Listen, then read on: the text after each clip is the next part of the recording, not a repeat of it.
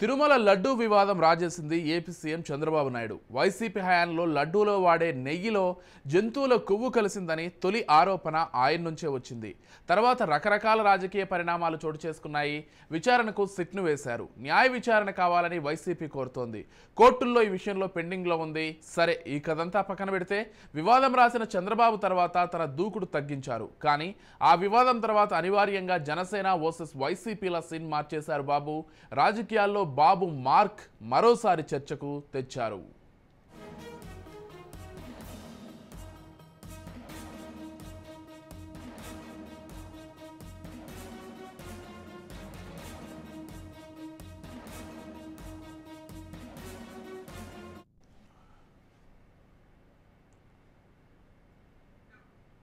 తిరుమల లడ్డూను కల్తీ చేశారని సంచలన ఆరోపణలు చేసిన చంద్రబాబు ఆ తర్వాత దూకుడు తగ్గించారు. తనకంటే ఎక్కువగా ఆయన కూటమి జనసేన అధినేత పవన్ కళ్యాణ్ స్పందించేలా చేశారు. టీడీపీ జనసేన విమర్శలతో డిఫెన్స్లో పడ్డ వైఎస్ జగన్ కూడా స్పందించక తప్పని పరిస్థితి తెచ్చారు. క్రమంగా వైసీపీ జనసేన పార్టీలు క్షేత్రస్థాయిలో రంగంలోకి దిగాయి.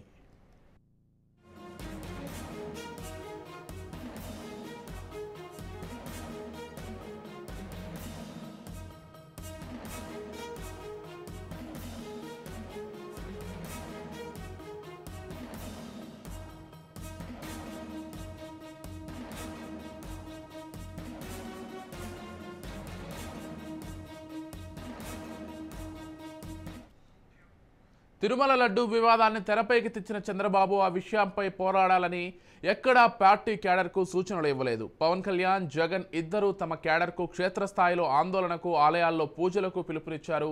తద్వారా సనాతన ధర్మం బ్రాండ్ అంబాసిడర్గా పేరు తెచ్చుకునేందుకు, పవన్ కూటమి వ్యూహాల్ని కౌంటర్ చేసేందుకు జగన్ తమ పార్టీ నేతల్ని క్షేత్రస్థాయిలో తిరిగేలా చేస్తున్నారు.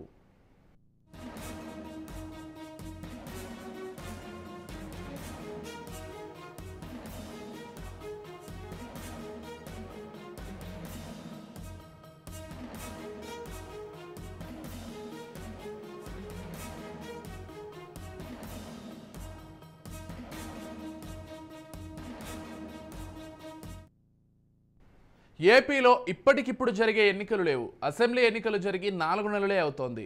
ఇలాంటి సమయంలో క్షేత్రస్థాయిలో ఎంత తిరిగినా ఆయా పార్టీలకు వచ్చే అదనపు ప్రయోజనం ఏమీ లేదు. చంద్రబాబు లడ్డూ వివాదంతో జనసేన, వైసీపీ నేతలు, క్యాడర్ మాత్రం జనంలోకి విస్తృతంగా తిరుగుతున్నారు.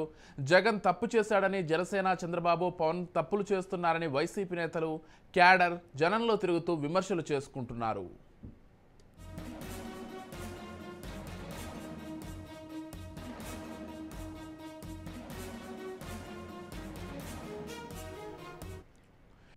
నేతలను సైలెంట్గా ఉంచి వైసీపీ, జనసేనను క్షేత్రస్థాయిలో పరస్పరం విమర్శలు, నిరసనలు చేసుకునేలా బిజీగా ఉండేలా చేశారు చంద్రబాబు నాయుడు. దీని వెనుక పొలిటికల్ వ్యూహం బాగానే వర్కౌట్ అయింది. టీడీపీపై పవన్, జగన్ ఇద్దరూ ఫోకస్ పెట్టకుండా ఉండేలా చూసుకుంటున్నారనే అభిప్రాయం వస్తోంది. అది వాస్తవం కూడా. రాష్ట్రంలో అసలే నామినేటెడ్ పదవుల తొలి దశ ప్రకటన తర్వాత పార్టీలోనే అసంతృప్తులు కనిపించాయి.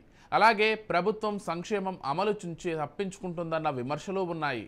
ఈ నేపథ్యంలో చంద్రబాబు వ్యూహాత్మకంగా ఈ రెండు పార్టీల్ని అలా బిజీగా ఉంచారన్నమాట కాదు, ఉన్నమాటే.